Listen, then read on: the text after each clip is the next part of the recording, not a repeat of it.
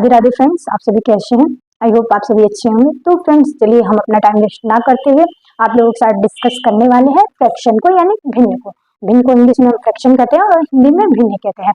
तो फ्रेंड्स आज हम जानेंगे कि भिन्न के कितने प्रकार होते हैं और भिन्न की तुलना किस किस से की गई है। तो पहले हम जानेंगे भिन्न की परिभाषा। तो यदि कोई संख्या m बटा n के रूप में हो उसे हम भिन्न कहते हैं। हम लिख देते हैं परिभाषा को कि यदि कोई संख्या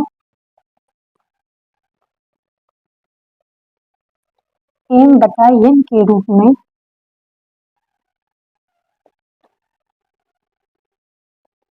हो तो उसे हम भिन्न कहते हैं।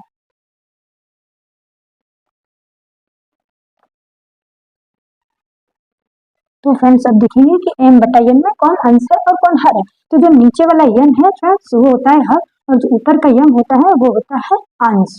तो फ्रेंड्स ये रहा हमारा प्रॉपर भिन्न। अब हम देखेंगे कि भिन्न को कितने भागों में बांटेंगे। तो फ्रेंड्स भिन्न को हम दो भागों में बांटते हैं, प्रॉपर भिन्न, प्रॉपर फ्रैक्शन और इम्प्रॉपर फ्रैक्शन। पहला देखेंगे प्रॉपर फ्रैक्शन। फ्रेंड्स देखेंगे कि प्रॉपर फ्रैक्शन होता क्या है। देखेंगे कि प्रॉपर फ्रैक्शन में अंश जो होता है वो हर से छोटा होता है। अंश क्या होता है? छोटा होता है और हर बड़ा होता है। जैसे देखेंगे 4/7, 3/8 और 6/10। अब इसमें क्या होता है? प्रॉपर फ्रैक्शन में अंश जो होता है वो छोटा होता है और हर क्या होता है? वो बड़ा होता है। इसी प्रकार हम देखेंगे इम्प्रॉपर फ्रैक्शन।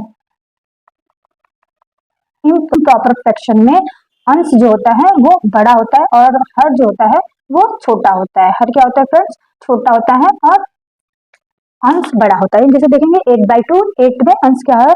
बड़ा है और हर क्या है? छोटा है। 9 को देख लेंगे, 9 बड़ा है और 3 छोटा है। ये 10/5 है, यानी अंश जो है बड़ा है और हर जो है वो छोटा है। तो फ्रेंड्स ऐसे हम देखेंगे कि ये रहे दो प्रॉपर फ्रैक्शन और इम्प्रॉपर फ्रैक्शन भिन्न के प्रकार हैं। अब हम जानेंगे आगे की चीजें कि आरोही और अवरोही क्रम क्या है। भिन्न में ही वो भी सारी चीजें आते हैं। तो चलते हैं, वीडियो पे बने रहें, हम आपको अब अवगत कराने वाले हैं आरोही और अवरोही।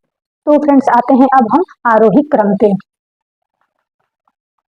आरोही क्रम, अब हम उसकी परिभाषा जानेंगे कि जब हम किसी संख्या को बढ़ते क्रम में लिखते हैं या उस क्रम को सजाते हैं बढ़ते क्रमों में, तो उसे हम कहते हैं आरोही क्रम। परिभाषा लिख देंगे आपका कि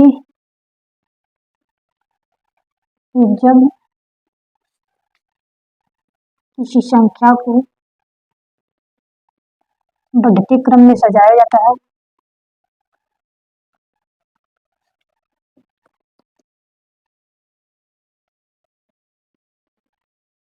बढ़ते क्रम में सजाया जाता है तो उसे हम आरोही क्रम कहते हैं।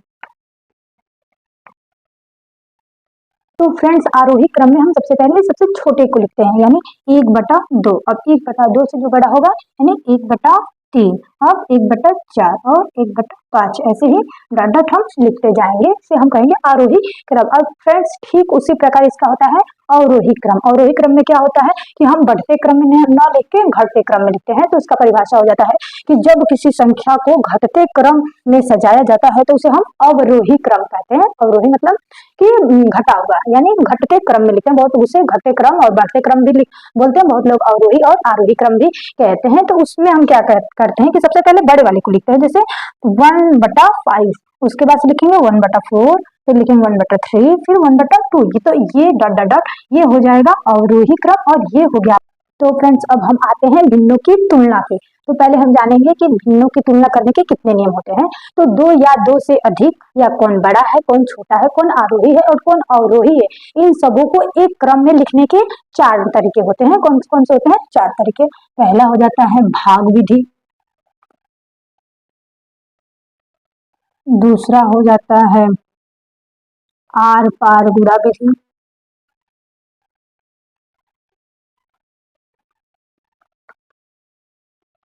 तीसरा हो जाता है समहर विधि, और चौथे पे सिखाते हैं अंतर विधि या नियम। दोनों कह सकते हैं, विधि या नियम। तो फ्रेंड्स अब देखेंगे इन चारों को अलग अलग भागों में हमने बांट दिया, यानी पहला हो गया भाग विधि, दूसरा हो गया आर पार गुणा विधि, समहर विधि और अंतर विधि। अब इन हिंदी के वर्डों से आप कुछ तो परिभाषा निकाल ही रहे होंगे कि भाग विधि में हम कॉमन भाग करते हैं, शुरू से हम भाग पढ़ते हैं, और आर पार गुणा विधि में भी हम क्या करते हैं, डायरेक्टली एक दूसरे को एक दूसरे से काट देते हैं, मतलब जो संख्या कटने लायक होती है या जिससे कट जाती है। अब समहर विधि, समहर विधि में क्या होता है कि जिसका हर समान होता है, सम मतलब होता है बराबर और हर मतलब तो हम आपको बताए हैं नीचे वाला संख्या, तो समहर विधि जिसका हर क्या होता है, समान होता है और उनके अंश जो बड़ा होता है उसको हम पहले लिख देते हैं, जो छोटा होता है उसे हम बाद में। तो फ्रेंड जिस प्रकार से आपको प्रश्न पूछे गए हैं, अब आते हैं अंतर विधि। अंतर विधि में क्या होता है, हम अंतर निकालते हैं। तो चलिए इन सब का भी परिभाषा हम एक एक करके पढ़ लेते हैं। तो सबसे